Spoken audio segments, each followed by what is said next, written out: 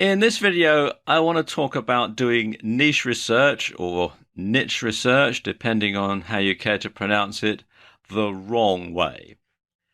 And sadly, this is the way that most newbies approach niche research. And sadly, it's also the way that some so-called gurus tell you how to do it. Okay, the first thing that you're recommended to do is to pick an evergreen niche. Now, what do I mean by evergreen? Well, I mean things like weight loss, fitness, dating, get your ex back, sports, particularly sports that require a lot of money to be spent on them. Sports like golf, where there's lots of expensive equipment to buy and there's lots of tutorials and all that other sort of stuff.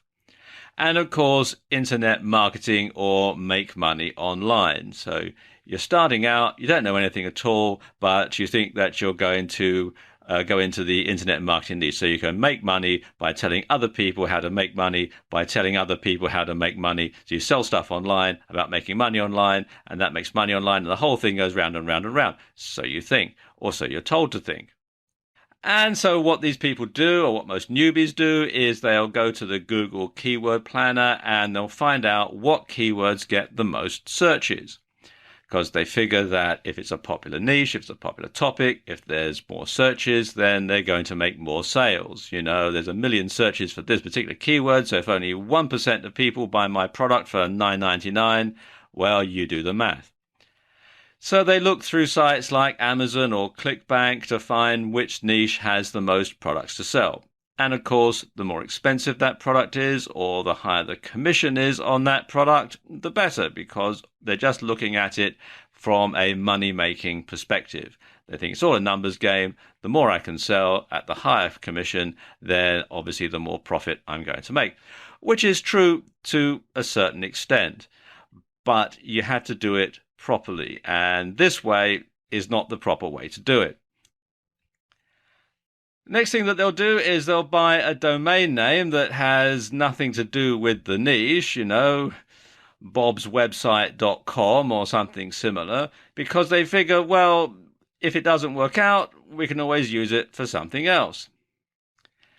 Then they'll buy some PLR articles, or better yet, they'll get them for free, copy and paste it and put it straight up into their WordPress blog without any changes whatsoever.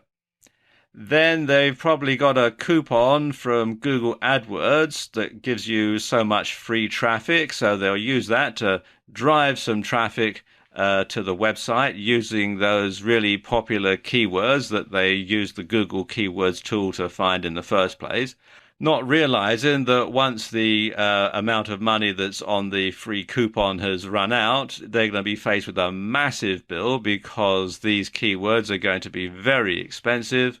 But they set all that up, and then they fail miserably. They lose a ton of money, and they get disheartened, and they give up.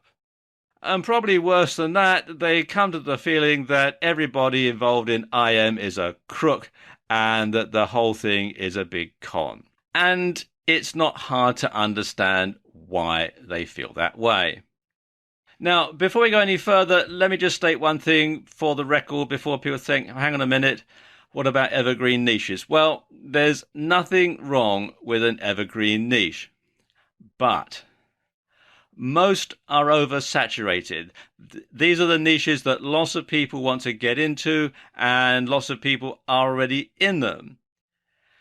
And the leading players in these niches are very well established. You've got people who've been in IM for many, many years. They've got massive lists. They've got all sorts of websites out there. They're up on the top of Google for practically every keyword because they've been there for so long, they know how to play the system.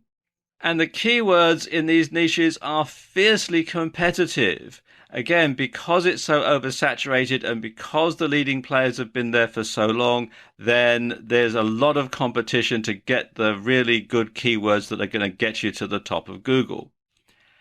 And the AdWords for these particular niches are very expensive for the same reasons.